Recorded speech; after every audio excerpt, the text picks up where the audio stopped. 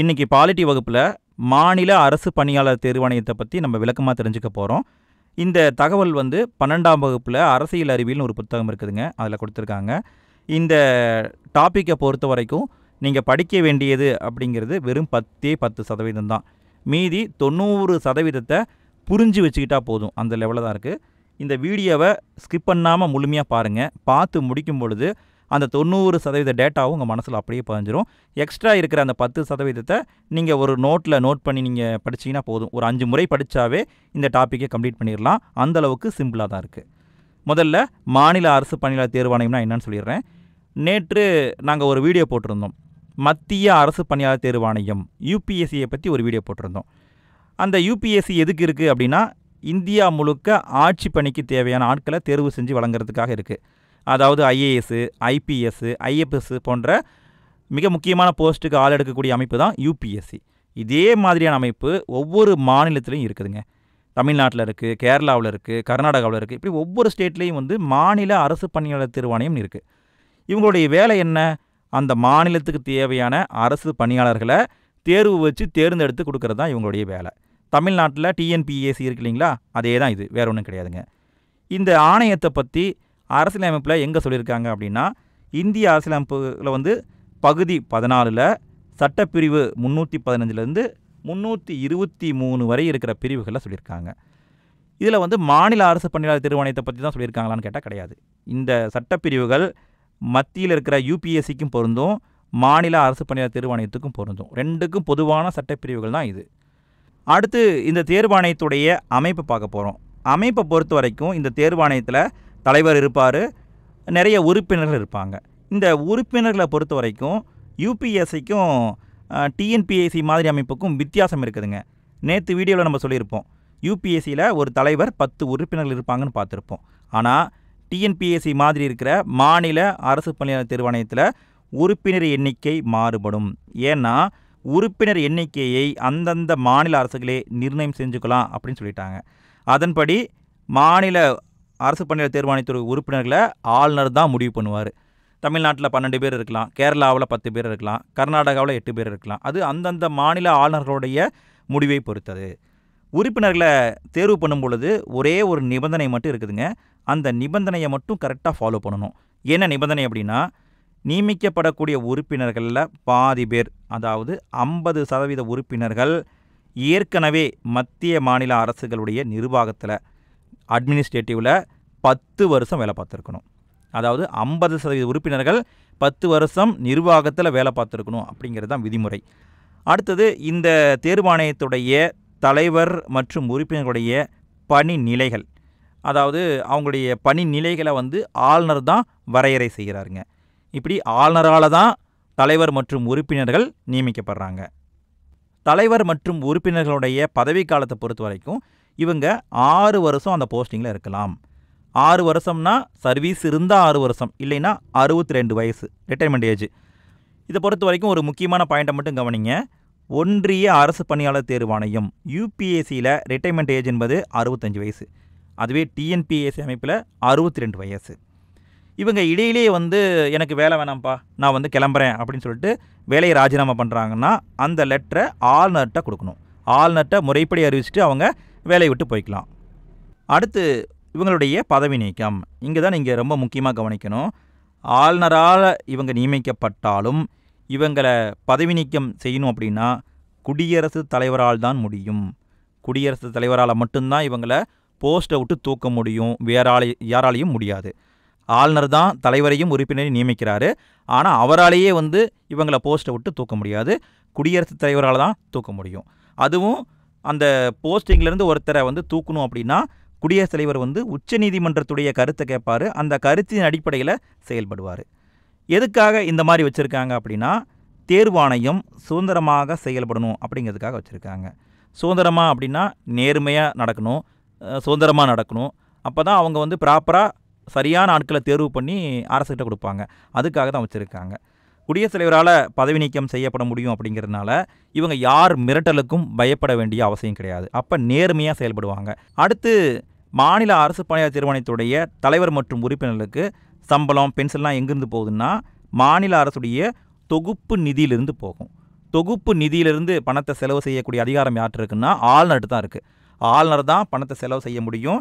அதே மாதிரி இவர் பண்ணுற செலவை யாராலும் கேள்வி கேட்க முடியாது. அதனால் இவங்க சம்பளத்தை வந்து ப்ராப்பராக கொடுத்துக்கிட்டே இருப்பாங்க. ஒருவேளை சட்டமன்றம் வந்து ஒப்புதல் கொடுத்து சம்பளம் கொடுக்குற மாதிரி இருந்தால் அவங்களுக்கு ஃபேவராக நடக்கலைன்னா இவங்க சம்பளத்தை கட் பண்ணலாம், அல்லது குறைக்கலாம், அல்லது அதிகப்படுத்தலாம். இந்த மாதிரி பண்ணலாம் இல்லைங்களா? அந்த மாதிரி நடக்கக்கூடாது அப்படிங்கிறதுக்காகத்தான் தொகுப்பு நிதியிலேருந்து சம்பளம் கொடுக்குறாங்க. அடுத்தது 3வது ஒரு முக்கியமான பாயிண்ட்டை மட்டும் பார்த்துக்கோங்க போதும். அதாவது ஆணையத்தில் ஒருத்தர் தலைவராக இருக்கார், அவரை வந்து நீக்கம் பண்ணிட்டாங்க அப்படின்னா அவர் வேறு ஆணையத்தில் போய் தலைவராக உறுப்பினராக மாற முடியுமானா மாறலாம், தாராளமாக மாறலாம். ஆனால் அவர் வேறு பதவிக்கு போக முடியாது, வேறு அரசுடைய எந்த போஸ்ட்டுக்கும் போக முடியாது.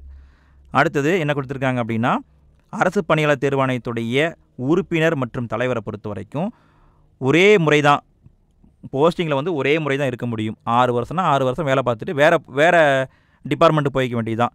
2வது முறையாக அவங்கள உறுப்பினராகவோ அல்லது தலைவராகவோ நியமிக்க முடியாது. அடுத்து என்ன கொடுத்துருக்காங்கன்னா ஆணையத்துடைய பணிகளை கொடுத்துருக்காங்க. பணிகளை பொறுத்த வரைக்கும் எல்லாருக்குமே தெரியும். அதாவது மாநில அரசு பணியிடங்களுக்கு தேர்வுகளை நடத்துறது. இன்றைக்கி டிஎன்பிஎஸ்சி என்ன பண்ணுறாங்க, குரூப் 1, குரூப் 2, குரூப் 4 எல்லா தேர்வையும் நடத்தி ஆட்களை செலக்ட் பண்ணுறாங்க இல்லையா? அந்த வேலையை பார்ப்பாங்க. அப்படி ஆட்களை தேர்வு பண்ணி கொடுத்துட்டாங்க. அந்த தேர்வு செய்யப்பட்ட நபர் வந்து ஏதாவது ஒரு தப்பு பண்ணிட்டாருன்னா அவர் மீது என்ன மாதிரியான ஒழுங்கு நடவடிக்கை எடுக்கலாம் அப்படிங்கிற ஆலோசனையையும் டிஎன்பிஎஸ்சி தான் கொடுப்பாங்க. என்னென்ன மாதிரி ஆலோசனை கொடுப்பாங்க அப்படின்னா எச்சரிக்கை விடுத்தல், சின்ன தப்புனா வார்னிங் கொடுப்பாங்க, ஊதிய உயர்வு பிடித்தம், அதாவது இன்க்ரிமெண்ட்டை கட் பண்ண சொல்லுவாங்க, பதவி உயர்வு நிறுத்தம், அதாவது ப்ரொமோஷனை கட் பண்ணுங்கன்னு சொல்லுவாங்க, இழப்பை ஈடு செய்தல், நம்மளால் ஏதாவது லாஸ் ஆயிடுச்சுன்னா அதை ரெக்கவரி பண்ணுவாங்க, கீழ்நிலை பதவிக்கு இறக்குதல், அதாவது டீப்ரொமோட் பண்ணுவாங்க, கட்டாய ஓய்வு, பணியிலிருந்து விலக்குதல், அது சஸ்பெண்ட் பண்ணுறது, பணியிலேருந்து நீக்குதல், டிஸ்மிஸ் பண்ணுறது, இந்த மாதிரியான ஆலோசனைகளையும் டிஎன்பிஎஸ்சி அரசாங்கத்துக்கு கொடுக்கும். இதில் ஒரு முக்கியமான பாயிண்ட்டை மட்டும் கவனிங்க. அதாவது ஒரு அரசு பணியாளர் மீது ஒழுங்கு நடவடிக்கை எடுக்கணும்னா கண்டிப்பாக மாநில அரசு பணியாளர் தேர்வாணையத்தோட கலந்து ஆலோசிக்க வேண்டும் அப்படின்னு சொல்லிட்டு உச்சநீதிமன்றமே சொல்லியிருக்கு. உச்சநீதிமன்றம் என்ன ஜட்ஜ்மெண்ட் கொடுத்துருக்கு அப்படின்னா ஒருத்தர் மேலே ஏதாவது ஒரு நடவடிக்கை எடுக்கிறீங்கன்னா அவரை பற்றிய தகவலோட நீங்கள் மாநில தேர்வாணையத்துக்கிட்ட கலந்து பேசுங்க, அவங்க என்ன ரெக்கமெண்டேஷன் கொடுக்குறாங்களோ அதன்படி நடவடிக்கை எடுங்க அப்படின்னு சொல்லிட்டு உச்சநீதிமன்றமே சொல்லிடுச்சு. அடுத்து இன்னொரு முக்கியமான பாயிண்ட்டை கவனிங்க.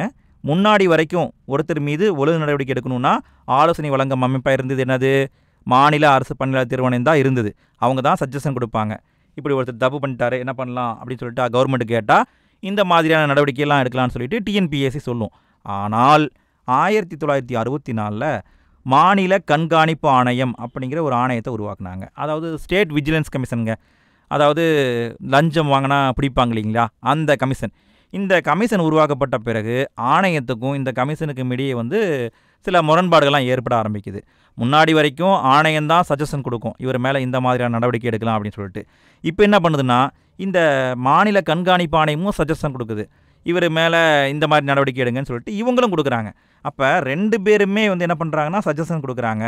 அப்போ கவர்மெண்ட்டு 2 பேர்கிட்டையுமே வந்து ஆலோசனையை வாங்கும். இப்படி ஒருத்தர் தப்பு பண்ணிட்டாரு, அவர் மேலே என்ன ஆக்ஷன் எடுக்கலாம் அப்படின்னு சொல்லிட்டு டிஎன்பிஎஸ்சிட்டையும் கேட்பாங்க, மாநில கண்காணிப்பு ஆணையத்திட்டையும் கேட்பாங்க.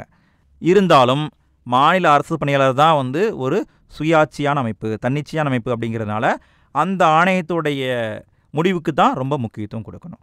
அடுத்தது இந்த ஆணையம் என்ன பண்ணுவோன்னா ஒவ்வொரு வருஷமும் தன்னுடைய செயல்பாட்டை ஆண்டறிக்கையாக ஆளுநர்கிட்ட கொடுக்கும். ஆளுநர் என்ன பண்ணுவார்னா அதை கொண்டு போய் சட்டமன்றத்தில் 2 அவை முன்னாடியும் கொடுப்பாரு. அடுத்து என்ன கொடுத்துருக்காங்கன்னா இந்த ஆணையத்துடைய வரம்புகளை கொடுத்துருக்காங்க. அதாவது ஒரு சில இடங்களில் ஆணையத்துடைய ஆலோசனையை அரசாங்கம் கேட்க தேவையில்லை. எங்கெல்லாம் கேட்க தேவையில்லை அப்படின்னா பிற்படுத்தப்பட்ட வகுப்புக்கு இடஒதுக்கீடு கொடுக்குறாங்க, எம்பிசி பிசிக்கெல்லாம் இடஒதுக்கீடு கொடுக்குறாங்கன்னா அங்கே ஆணையத்துக்கிட்ட போய் கவர்மெண்ட்டு ஆலோசனை கேட்க வேண்டிய அவசியம் கிடையாது. அதே மாதிரி ரிசர்வேஷன் பட்டியலில் வந்து பட்டியலினத்தவர், பழங்குடியினர் அவங்களுடைய கோரிக்கைக்கு ஏதாவது பரிசீலனை கொடுக்குறாங்கன்னா அந்த இடத்துல கவர்மெண்ட் வந்து இவங்களுடைய ஆலோசனையை கேட்க தேவையில்லை. அது மட்டும் இல்லாமல் தேர்வாணையத்தோட கலந்து ஆலோசிக்க தேவையில்லாத போஸ்ட்டு, அதாவது டிஎன்பிஎஸ்சியுடைய வரம்புக்குள்ளே வராத போஸ்ட்டு அப்படின்னா அதை பற்றி ஆளுநர் வந்து அவங்கக்கிட்ட கேட்க வேண்டிய அவசியம் கிடையாது. ஆளுநரே வந்து அந்த போஸ்ட்டுக்கெல்லாம் வந்து ஒழுங்குமுறைகளையும் விதிமுறைகளையும் உருவாக்கிக்கலாம் அப்படின்னு சொல்லியிருக்காங்க. ஆளுநரே அப்படி ரூல்ஸ் அண்ட் ரெகுலேஷனை உருவாக்குற மாதிரி இருந்தாலும் தன்னிச்சையாக செயல்பட முடியாது. 14 நாட்களுக்கு முன்பாக மாநில சட்டமன்றத்தில் விவாதிக்கப்பட்டு ஒப்புதல் வாங்கப்பட்டு அதன் பின்ன தான் அதற்கான விதிமுறைகளை உருவாக்கிக்கணும். புரியுதுங்களா? இப்படி தான் வந்து டிஎன்பிஎஸ்சி அமைப்பு செயல்பட்டுக்கிட்டு இருக்கு.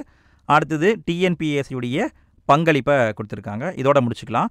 பங்களிப்பை பொறுத்த வரைக்கும் டிஎன்பிஎஸ்சி மெயினாக என்ன பண்ணுவாங்க அப்படின்னா, ஒரு நியமன முகமையாக தான் இருக்குது. அதாவது அப்பாயின்மெண்ட் அத்தாரிட்டி.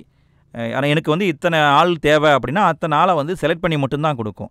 ஆனால் அந்த போஸ்ட்டுக்கான ஊதிய விகிதம், எவ்வளோ சம்பளம் கொடுக்கணும், அவங்களுக்கான பணி நிலைமை என்ன, பதவி ரேஞ்ச் என்ன, அவங்களுக்கான ட்ரைனிங் என்ன மாதிரி கொடுக்குறது, அந்த மாதிரியெல்லாம் கொடுக்குறதெல்லாம் வந்து டிஎன்பிஎஸ்சி பண்ணுமான்னு கேட்டால் டிஎன்பிஎஸ்சி பண்ணாது. ஆளை மட்டும் செலக்ட் பண்ணி கொடுத்துருவாங்க. மீதி எல்லா விதமான பணிகளையும் பார்க்குறது யார் அப்படின்னா பொது நிர்வாகத்துறை அல்லது பணியாளர் மற்றும் நிர்வாக சீர்திருத்தத்துறைன்னு சொல்லுவாங்க. அந்த பணியாளர் மேலாண்மைத்துறை தான் வந்து இதை வந்து கண்ட்ரோலாக பண்ணுவாங்க. நீங்கள் அரசு பணிக்கு போகும்பொழுது இதை பற்றி இன்னும் விளக்கமாகவே தெரிஞ்சுக்குவீங்க. இந்த வகுப்பில் வந்து மாநில அரசு பணியாளர் தேர்வாணையத்தை பற்றி நம்ம டீட்டெயிலாக பார்த்துட்டோம். இந்த அளவுக்கு தெரிஞ்சுக்கிட்டால் போதுங்க. ரொம்ப டீப்பாக படிக்க வேண்டிய அவசியமெல்லாம் கிடையாது. இந்த வீடியோ உங்களுக்கு பயனுள்ள வகையில் இருந்திருக்குன்னு நினைக்கிறேன். ஸோ மறக்காமல் ஒரு லைக் போட்டுருங்க, உங்களுடைய ஃபீட்பேக்கை தெரிவிச்சிருங்க. நல்லா படிங்க. அடுத்த வீடியோவில் எஸ்எஸ்சி அந்த அமைப்பை பற்றி நம்ம டீட்டெயிலாக பார்த்துடலாம்.